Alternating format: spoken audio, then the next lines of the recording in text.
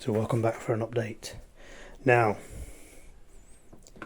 here's the situation.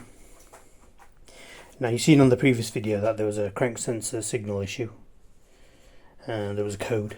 So naturally I thought it's just going to be a crank sensor change.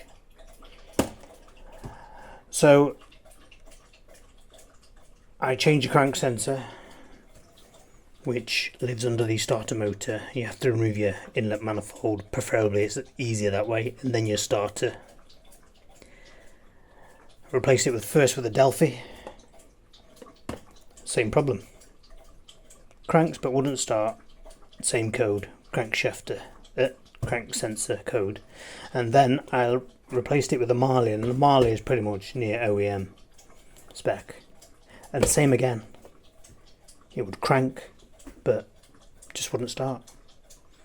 Now I noticed that the crank needle, once you're cranking, should start moving. Now it wasn't moving, which tells me one thing: either the crankshaft sensor is faulty or the wiring. Now I wasn't aware that there was another part involved, and I'll show you the part. It's called the reluctor wheel. Now this wheel sits behind the flywheel. Now if we have a look at this closely,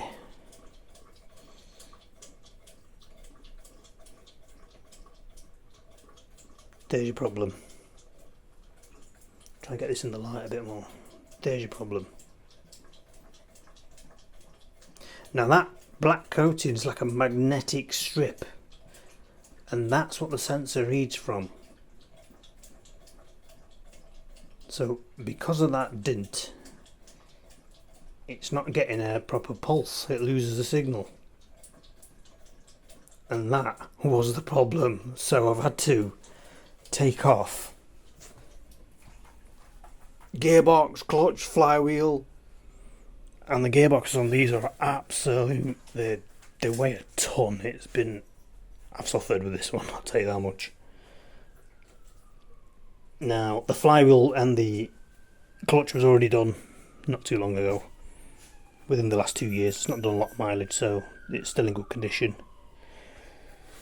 So if you do have that problem, it's worth checking out this reluctor wheel, and if you do a clutch job on it, make sure you change this. I can't stress that enough. You don't want to be going back in there again.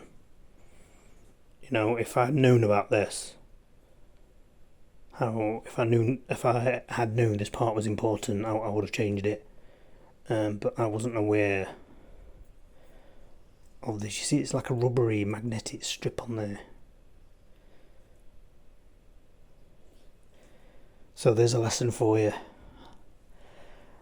I'm suffering, and you're learning that if you do a clutch flywheel job on your E60, just swap this out for a new one. Just make sure the area you put it in is clean as well. I have no idea how that's happened. Now I read that this can happen if, due to mileage, this strip can swell up due to heat, and eventually it can crack, which looks like this has happened to this. Now there's no markings on the crank sensor, so the crank sensor's definitely not hit it.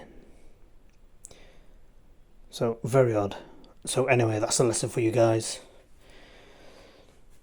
Change this if you do your clutch flywheel, please. So you don't want to be going in there again if you do your own work, or if you're going to get it done by an engineer. Just get him to inspect this wheel at least, make sure it's in good nick, but preferably change it. So anyway, I'll update you in the next video when I get the replacement, and then hopefully my point will be proven and the car will fire back up again, and I can be happy again and enjoy the summer in my E60. But anyway, thanks for watching guys. I'll see you in a bit.